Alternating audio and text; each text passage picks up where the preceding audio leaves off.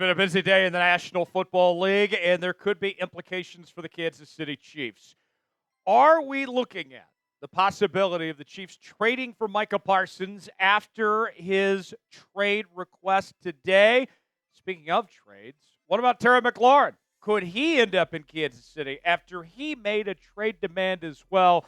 Tyler Schultz, your fearless leader, here with you. Thanks for joining us here on this edition of the Kansas City Chiefs Report. Let's start with Micah Parsons first, breaking down the possibility of bringing him to Kansas City. Parsons has had an unbelievable start to his career with the Dallas Cowboys, and he put out a statement that he's not very happy with where contract negotiations have gone. This is just part of this release that he put out on X via his Apple Notes.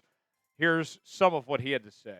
Yes, I wanted to be here. I did everything I could to show that I wanted to be a Cowboy and wear the star on my helmet.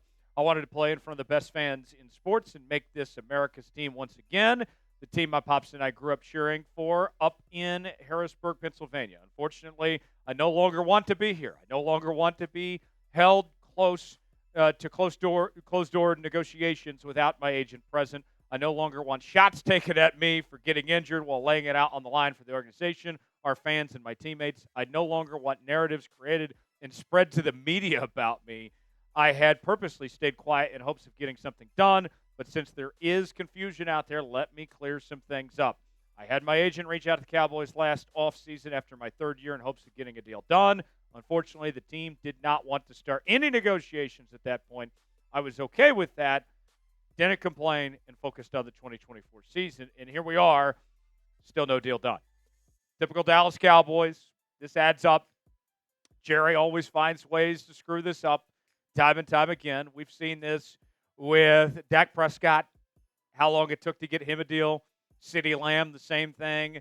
And now you've got to the point where Micah Parsons is about to play his fifth-year contract, his fifth-year option, and there's still no deal done in place.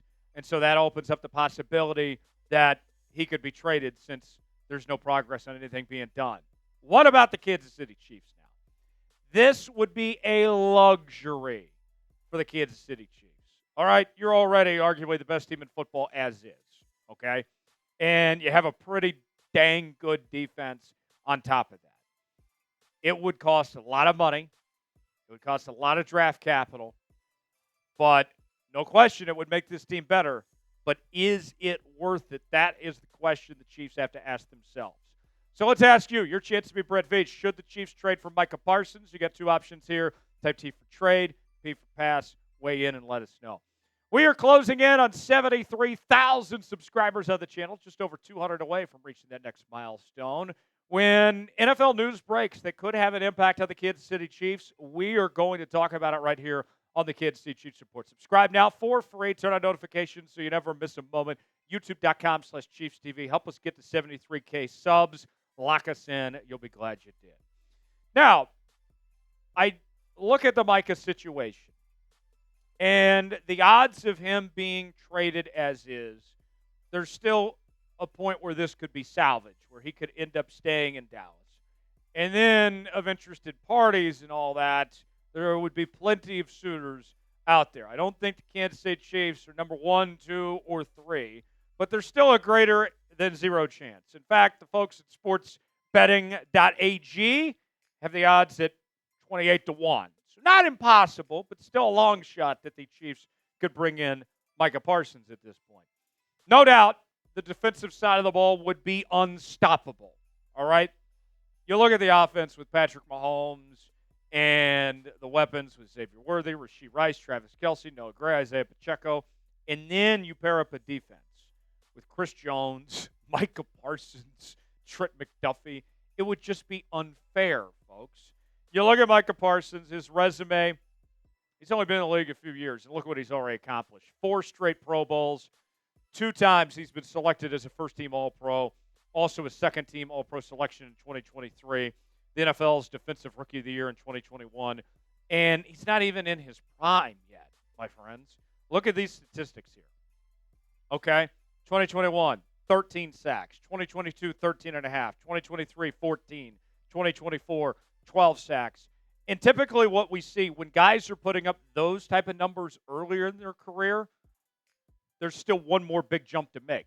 We've seen it with Trey Hendrickson. We've seen it with TJ Watt, where those guys go from averaging 12 to 14 sacks a year to when they get their prime years. Now we're talking 17, 18, 19, 20 sacks. I still think Micah's got that big jump ahead of him at this point. His grades from PFF, if you want some nerd numbers, those are good too. Overall grade of a 90. Run defense grade, 65.5. Tackling grade, 61. Pass rush grade, 91.6. Coverage grade, he's even good at coverage, folks, 76.9. But this would come at a major cost, both when I'm talking financially speaking and also when we are talking about trade-wise of what it would cost. Let's go over those. Let's start with the contract projection. He's likely going to be the highest paid non-quarterback in the NFL, and that's a lot more money than Kansas City has in cap space right now, $43 million a year. So Veach would have to do quite a bit of finagling to make that work. And then the trade, all right? 2 first-round picks, 2026 and 2027. Woof. And a third-round pick. And that might be the best-case scenario. That is a lot to bring in Micah Parsons. I'd like to have him here. It'd be a lot of fun. But I just don't see it realistically happening for Kansas City. Is it worth giving up 2 first-round picks for Micah Parsons? Type Y for yes, in for no. Weigh in and let us know if you think they should do so. Another trade idea, staying within the same division. Scary Terry, Commanders wide receiver Terry McLaurin, has also put in a trade request. That news coming out yesterday, courtesy of Jordan Schultz, who posted this on X. Breaking: Commanders All-Pro wide receiver Terry McLaurin has requested a trade. Multiple sources tell me. Some more context from ESPN's Adam Schefter, who said there have been teams that have contemplated making a move for disgruntled wide receiver Terry McLaurin, but the Commanders have had no interest in moving on from him. Now, Washington, similar to what we talked about with Dallas, it's silly that we've gotten to this point. Terry McLaurin's been awesome. He's been extremely consistent. I think that he's earned the right to get paid, even if it is a lot of money, and it should come from the Washington Commanders. I don't know how we've gotten to this point. And to think that he's earned this money and he's played at a consistently high level with bad quarterback play. All right? He had a great year with Jaden Daniels this year. Rookie of the year, fantastic. He's got an incredibly bright future. And this was the best season of his career. But he was doing a really good job when he had yahoos like Sam Howell, Jacoby Brissett, Taylor Heineke throwing him the football, and he was still shining. I'd be surprised if they did move him. I think they're going to get something done. But, if he's out there, maybe it's something Kansas City ought to look into.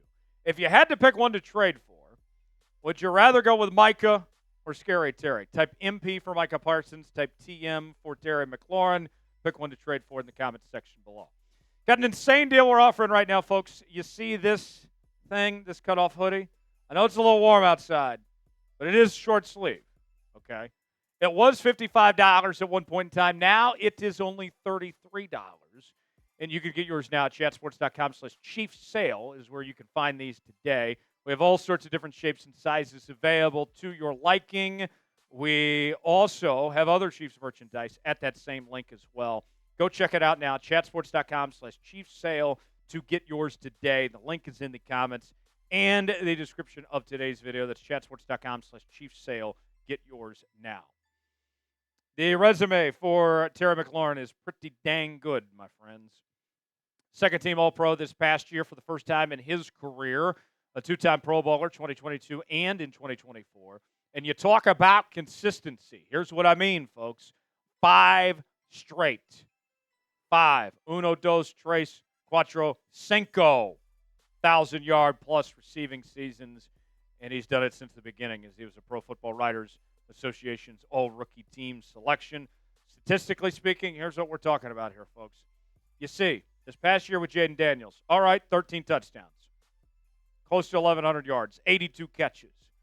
But then what he was doing with Joey Bag of Donuts throwing him the football those previous years, 1,000 yards, close to 1,200, close to 1,100, average about the same what it was in 2024. A lot of catches. Touchdowns were down, and then you add in Jaden Daniels, and he jumps up to 13. So if he plays with Patrick Mahomes, I think he's going to be staying out of the friend zone, getting into the end zone a little more often. Now, let's talk money. And I know people don't like to talk about other people's money, but hey, I don't mind. The contract projection for Terry McLaurin, you're looking at about 3 years, $93.17 million. That's about $31.1 million per year. The wide receiver market has gone through the roof with how much these receivers cost. But Terry McLaurin is worth that type of money. Maybe not for Kansas City, but some team will pay him that type of money because he's earned it and he deserves it. All right? Might be out of Kansas City's price range. Then you look at the trade possibility, and you're giving up a second or a fifth. This is the silver lining for Kansas City here in this situation, is that the trade market, because receivers have gone up so crazy in price, they've come down in trade value. A few years ago, a Terry McLaurin would have been about a first-round pick. Now he's worth about a second and a fifth because you have to pay him. You can, I think, afford to give up that draft capital. What I don't think is that you can take on a contract extension that Terry McLaurin would require. And here's the other thing, too. He's another possession receiver. I think you got enough of those. If the Chiefs were to make a big move, you're looking for somebody to stretch the field vertically with, as that has been a big point of emphasis from Patrick Mahomes this offseason, that's what they want to do with their passing game. I like the receiving core as is, but another possession receiver, it's not like he wouldn't help, but if you're going to make a trade, you can do better than Terry McLaurin for what this team is looking for. A big receiver that will stretch the field vertically. That's not who Terry McLaurin is. He's talented. That's not a knock on his talent level whatsoever, but it's still likely a no. The odds stand at about 14-1, according to sportsbetting.ag. So you're much more likely to bring in Terry McLaurin than you are Micah Parsons, according to the odds makers, but it's still a bit of a long shot at this point. Should the Chiefs trade for Terry McLaurin? Type HY for hell yes, HN for hell no. Your chance to be Brett Veach, and tell me what you think.